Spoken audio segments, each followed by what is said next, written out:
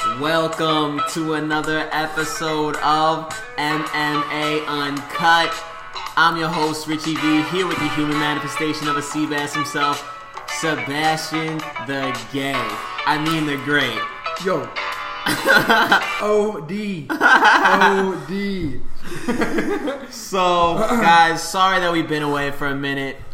Pretty much it's all Sebastian's fault. He got a new job and then he just wants to abandon our dream of running a very successful MMA podcast. And we go and we look at all the other podcasts and we go, man, these guys fucking suck, y'all. Like, well, Ariel Helwani, he's good. The information he gets is good. He just kind of dull. He doesn't have the energy that we have. So Dana White, if you're watching, we're ready to be on UFC. I don't think anybody could ever replace Joe Rogan. No, but I'm what not about saying Greeny? that. I'm not saying that. Can you say Greeny? I don't even know what the fuck that is. Listen, all I know is this. Nobody... Mike Goldberg, they call him Greeny. Yeah, fuck, yeah, Mike Goldberg. Come on, Mike Goldberg's been fucking commentating for 20 years and still doesn't know shit. No offense. I love Mike Goldberg, actually. Like, I really do. I love him. But, yeah, he still doesn't know shit somehow. I think it's different because he's never fought. So, well, you got to go. I like Brian Stan's commentating. I'm not talking about them. I'm talking about... Speaking of Brian Stan, I know we're all over the place, guys. I saw him today after the fight just happened. We're all over the place. That's how we're going to do this episode. It's fucking wild. It's going to be all over the place. He's a light heavyweight. How the fuck did he ever make... He was a fucking middleweight. You see how big he is? He's bigger than every light heavyweight that he interviews. By far. Yeah. What is he cutting? Fucking 70 pounds? Yo, Brian Stan. O.D. Yeah, so Sebastian for some reason has been like on this weird kick where he like wants to use New York slang. like he's like really obsessed with it. Like, I came in here and he had a picture of me up on his screen and he was like trying to like make the same faces as me and talk like me in the mirror, except the weird part is he was wearing lipstick. I was like, guys, we'll dive into this. So what happened was we went to this place called Oyster Bar, and we had oysters, a really good seafood place. So we went to go check it out. This was like last week. And the waiter comes in the beginning and she's like, hey guys, so what do you want to drink? And she's asking everybody and I'm like, oh, water, sweet tea, water, whatever. And then they get to Richie and Richie goes, no, I'm good. And I go, ma'am. No, that's not what happened at all. You're fucking up the whole story. So, you know, we're just enjoying the meal. Now, just a little bit of background information. You can't take this motherfucker anywhere, okay? He's starting conversations with everybody. He's saying absolutely outlandish shit, you know, like things that like if I was to say to somebody, first of all, I would never say it.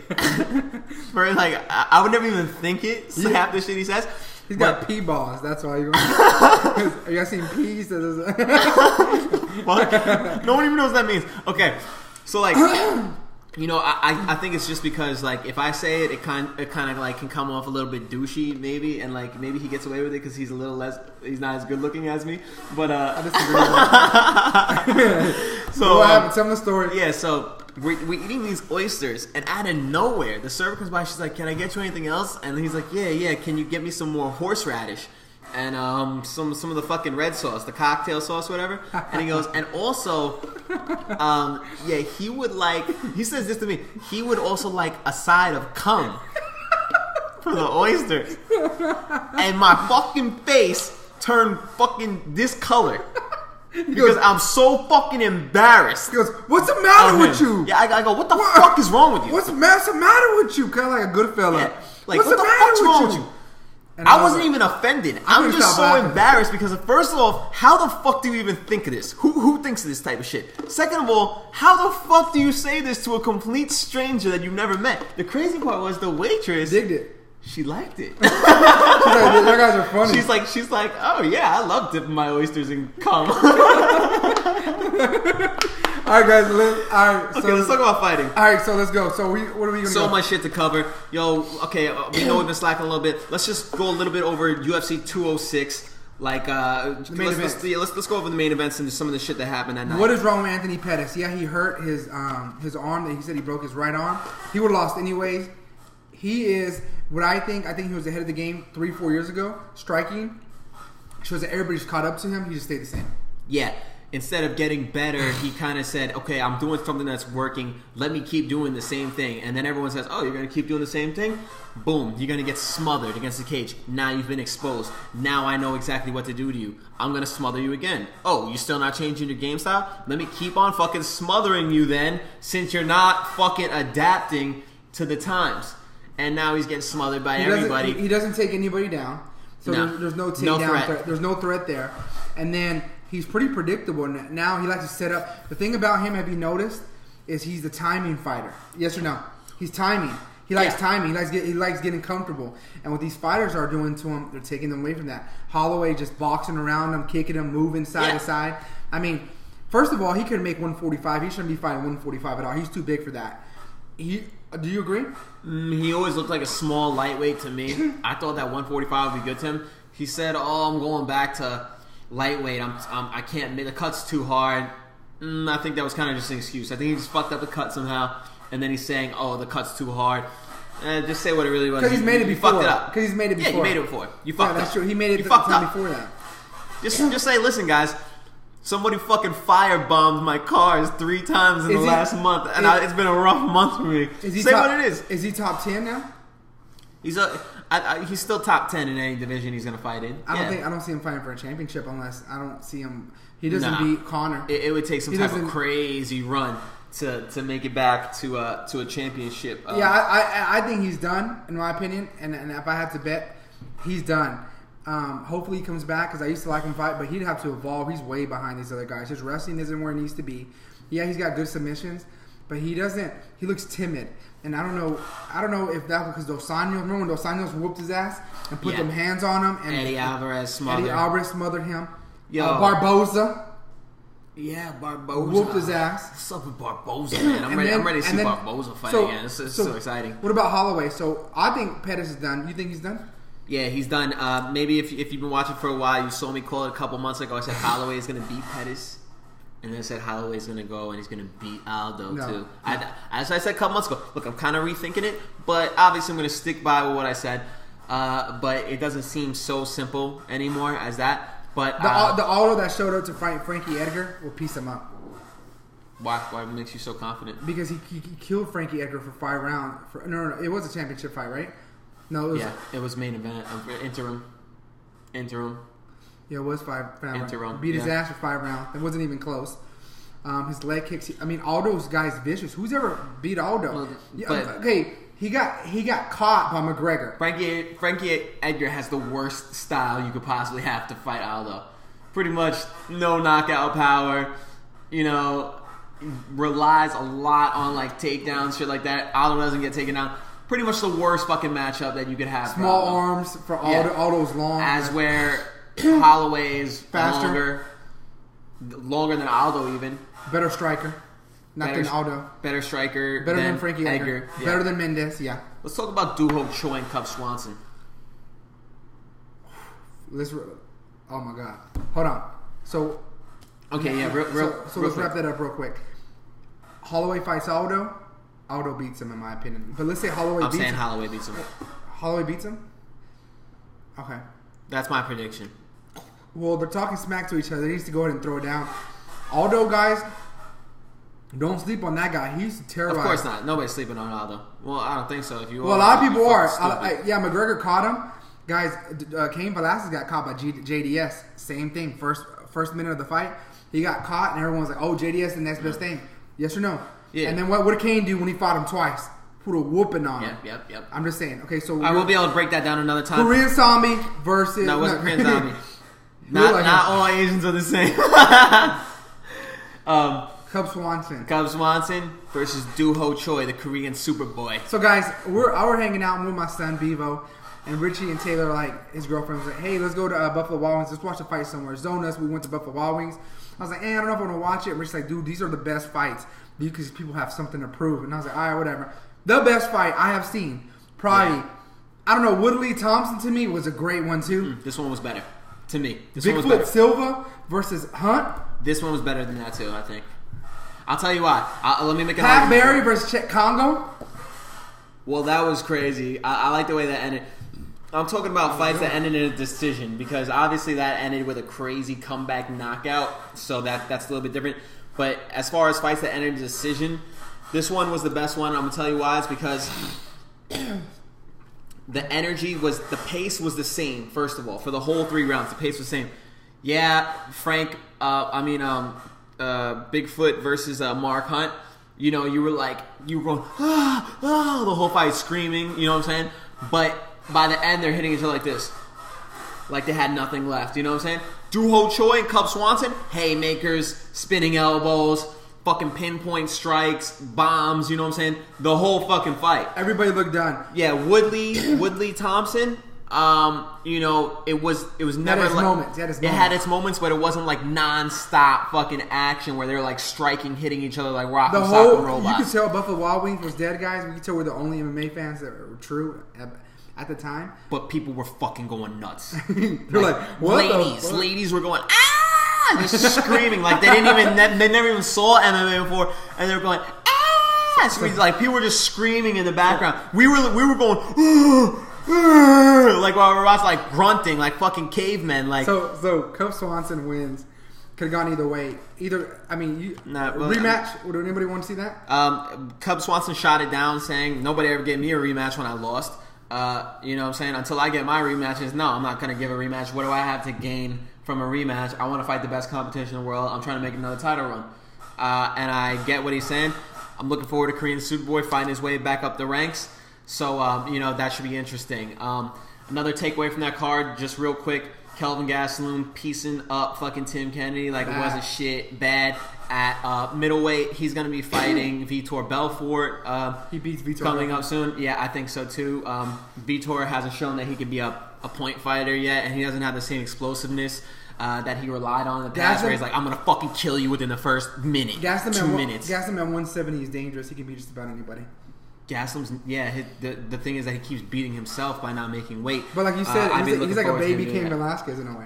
He's like His style, like a mix of a baby Cain Velasquez and like Anderson Silva. It sounds weird at first. Go look at their body types. I'm telling you, go look at the shoulders, the midsection, the legs, and you'll see what I'm talking about. Overall build. People sleep on Gastelum because he doesn't have like a fucking bodybuilder physique. I say it time and time again, dude. The soft fucking bodies. Those are the dudes you gotta watch out for. Dudes with soft bodies and big fucking heads. They're dangerous, okay? Looking forward to that. Let's talk about the fight with, you fit the mold exactly. Gigantic fucking head with a soft ass body, for sure. Look at that. I don't know. I got bigger arms than you. I'm like 50 pounds less. Let's talk about the free fight night that was on tonight. Thank you, Uriah Faber, for ushering in the lower weight classes. You know, it's been action-packed. He was definitely a pioneer of the smaller dudes. Put a lot of dudes on the mat with his alpha male team. So thank you, Uriah Faber, for a legendary Hall of Fame career. Let's get into some of the bigger fights that was on the card. Obviously, he won. He beat Brad Pickett, 3-round decision. You know, it wasn't the greatest fight in the world, but, you know, it was a good way to send him out with a win. Let's talk about Mickey Gall versus Super Sage Northcutt. Mickey Gall versus Super... Okay, so... Saw the fight. You predicted this. Yeah. Mickey Gall choked him out. Yeah. Well, you heard him on the feet. Heard him. They traded. They both. I didn't see that coming. No, yeah, it was a cool surprise to see him. You know, he threw a wild haymaker, connected, hurt him, and the Super Sage Northcutt hype train is coming to a fucking serious halt right now. You know, he lost like Bam Bam Barberena. He's been in like serious danger a few times. He's 185, right? No, he was fighting at 155 tonight. He fought at welterweight. 170. Big as fuck for a lightweight. He's actually looks pretty big for a welterweight too. They're both at 170, right? Yeah. Yeah, they fought at 170. Is Mickey Gall the real deal? You think he'll make a run? You know, he's still really, really young in the sport. I think that he can have a long career. I think he could be a contender. I think he could be ranked. And I like the way he's calling his shots right now. Start off with the weakest, CM Punk. He said, "I'll fuck CM Punk up" when he knew he was a nobody. Hey, they gave it to him. That's why you gotta ask. Ask and you shall receive. He said, "I'll fuck up CM Punk." Fucked up CM Punk. Said, "I'll fuck up Sage Northcutt." Who do you ask for Fucked next? him up. Now he asked for Dan Hardy. That's a good call. Ooh, Dan Hardy's a well-known name. He's talking about getting back in. He's saying he wants a marquee matchup. I don't think Mickey Gall's a marquee matchup. But he's smart because he put himself out there. And you know what? Dan Hardy can bang. He's got hands. But his takedown defense is atrocious. And that's what Mickey Gall's counting on. Right. He's calling out names. You know what I'm saying? He's playing it right. Styles. He's like, exactly. Like, styles that are favorable for him. Main event. And that are main events. Yeah, exactly. And he's working his way up. And then all the while, what do you think he's doing? Every single camp that he does, he's getting a little bit better. He's practicing his Gracie Jiu-Jitsu. He's practicing his hands. You know, eventually, he's going to start fighting ranked opponents. And when he does, that might be a year down the line. Wow. You're going to get fucking 4 more camps in down that time, and he could be really good by then, you know? What happened with the main event? Let's talk about that. Let's jump. Paige Van Zandt versus the Karate Hotiie, Michelle Waterson. So, Paige Van Zandt is the prettiest girl in UFC, hands down. I don't know. I like Michelle Waterson a little bit better. Hell no. Karate Hotiie? I think you like him looking like a man. I don't know. I saw a picture of her with a tattoo on her ass and with her fucking pulling her bikini down. I saw that too. Done up, and she looked pretty good to me. I think Richie likes the girls that like in UFC that look kind of like men, or you can't tell. I like girls that got the same tattoo as you. So I don't know, but anyways, guys, Paige Van Zandt, hot girl, skill wise. Last time she did a crazy kick and landed top 10. I don't even know. They're not going to cut her. She's too pretty, and guys like that. She's a draw. She's a draw. Will she ever be champion now? No, hell no. You put Joanna. I'm not gonna say hell no. I'm not gonna say she's only 22 years old, right? Is she 22? Yeah, but Joanna. I mean, the difference. Yeah. The hands. Yeah, she would get absolutely fucking destroyed. 20 seconds, you think? I mean, dude, she got fucking destroyed by Rose. Rose Namajunas. Rose ain't. She's not a slouch, but. You know, I hear her talking about, they're like, hey, would you ever fight Ronda Rousey? And she's like, yeah, I'd meet her at 125. Like, wait, bitch, just chill for a second. What the fuck are you talking about? First of all, no, you wouldn't. Second of all, no, you fucking wouldn't. Okay, you got destroyed by Rose. O.D. Yeah. OD. OD. Would that be a good time to say that? Yeah, that's pretty good. So OD means what? He's getting better with his New York slang. OD, you know, it's like if somebody ODs, it's overdose. But the way you would use it, you would be like, nah, son, that's OD. Like, you know what I'm saying? Like, it's too much. Like, you're doing too much. Like, nah, OD. You know, like, hey, OD. But no, I really you got to work on your delivery a little bit. But yeah. So, she lost tonight, first round choke. She does have heart. You can't teach that. She wasn't going to tap. She went to sleep. Yeah, at one point I was like, yo, either fucking Michelle Waterson has absolutely no grip strength and the choke is like not strong enough. Either that or Paige Van Zandt can hold her breath for like 2 fucking minutes. Because I was like, yo, like, how are you fucking still alive right now? And then sure enough, I never saw her tap. I think she was out. Guys, I want to tell y'all, like 3 weeks ago, you had Demetrius Johnson versus Tim Elliott. Mm. I really thought Tim Elliott had a similar choke. I thought Tim Elliott had him. Yeah. I was like, what the hell? I was in shock. I was like, GSP, Matt, Sarah. Anyways, bounce all over the place. So let's wrap it up, guys. Let's just get into let's talk about this, and then we'll wrap this episode up, and we'll get into another one in a few days, covering all this other shit. But let's talk about the shit talk between Cruz and Garbrandt. They fucking hate each other. Bad. Real bad. John Jones, Cormier, man? Not that bad. You know this one? Yeah, no two people hate each other more than those two. Like, they really fucking hate each other. Like, bad. I don't even know why. Like, it's like there's no real reason. John's called him. He's probably out there crying somewhere after being that fat bitch. You know what I'm saying? Like, he's like fucking pussy. Like what? Like a bully. Like not even like clever shit talk. Like Conor McGregor has like witty shit talk. And like John Jones just has like bully shit talk. Like not even thug. He's not even a thug. He's like an upstate New Yorker. He's like he's a mean son of a bitch. He's a mean son of a bitch, but not thug. He's just like a bully. He's a fucking bully. He's a crazy guy. Yeah, I'll put him in with any thug. So Cody and Dominic Cruz. Okay, so let's wrap it up real quick. We'll have predictions in our next episode. It's gonna be a great fight. I think, like I said, let's talk about the shit talking that they were saying. We're actually talking. Hey, Cruz is witty too. Yeah. You know something that you're about to get pieced up, bro. He's got that IQ. You're about to get pieced up, son. I'm like, what? My favorite line that he said was, I was able to buy a house with all the team members I beat from your team. A team alpha male. Yeah, I was able to buy a house with all the dudes I beat from your team. He beat Uriah Faber. Who else did he beat? Fuck, I don't know, man. Joseph Benavidez. Joseph Benavidez. Who knows? Maybe some more that I don't even know. TJ Dillashaw. Yeah. That's 3 right there.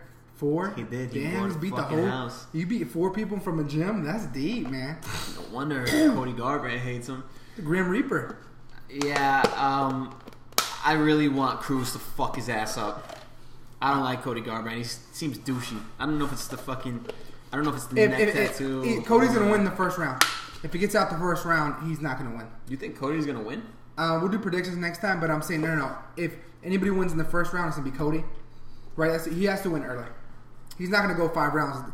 The Dominator. You don't go 5 rounds with the fucking Dominator. Hell no, bro. That's a fucking nightmare. And the way he's gonna be fucking dipping and slipping all over the place, coming over the top with those unorthodox the kicks, everything. Yeah, he'll dip his fucking head here and then throw a fucking kick up. You know what I'm saying? And catch him like you're not explaining that shit at all. Yeah, fuck yeah, bro.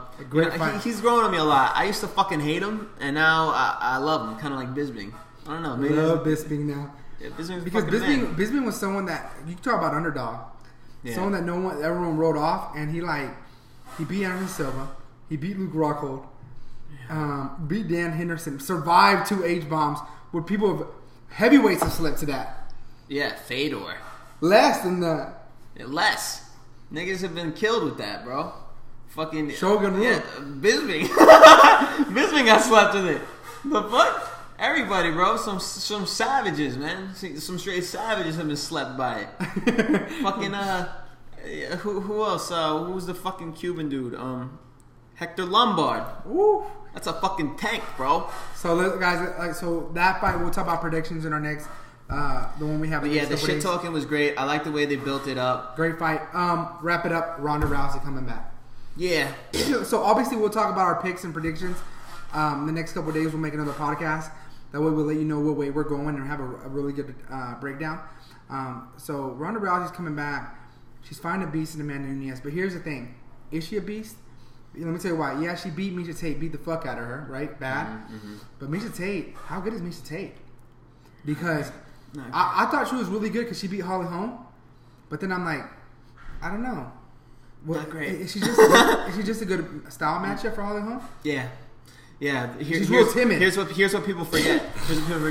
They forget that Rousey could have fucking killed Holly Holm within 30 seconds if she wasn't talked into going out and striking with the most decorated female boxer in the history of female boxing. Okay, that's her only mistake. She had an unstoppable weapon. That's like if you have a fucking nuclear bomb and then you pull out like a fucking hammer. You know what I'm saying? Like, and then the other bitch was like, I got a fucking machine gun. Da-da-da-da. You know, like, what are you doing, dumbass? I don't know if she can beat Holly Holm like that in 30 seconds, though. Yeah, she could have judo hip tossed her and put her in an armbar. Yeah, if Miesha Tate's choking out Holly Holm, I'm thinking that Rousey probably could have fucking hit her with a hip toss and put her in an armbar easily. And I'll tell you what, if you want to see my prediction, watch the next video. But appreciate you guys tuning in. If you like the video, what? So, here's the thing. Let's talk about Rousey a little bit more. I've got a minute. Okay. Is her hit in it? I think so. Yeah. She's already thinking about getting back out. She's saying, well, I'm going to get a fight in there, get my revenge, and leave out. All I want to do is have kids with Travis. Is that what a fighter thinks? When they're a woman. Maybe. I don't know, man. Maybe. Holly Holm? I don't know. Would Holly Holm think like that? I don't think so. Would Cyborg think like that? I don't think so.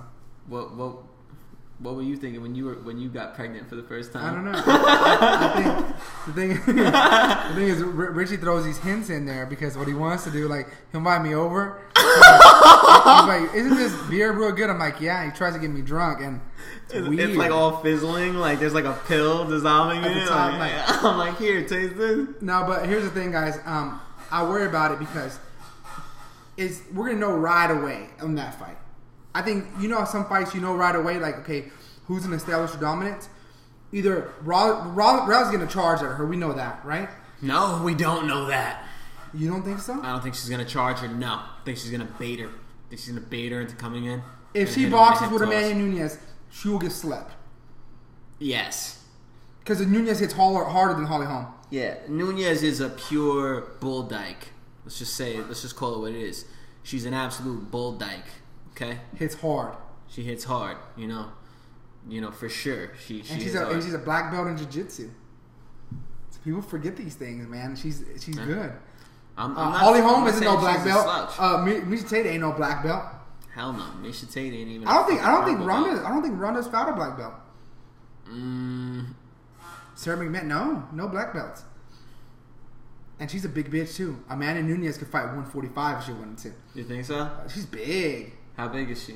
She's big, bro. She's tall too. She's lengthy. 5'8". She's like 5'7". And Rousey's like 5'4".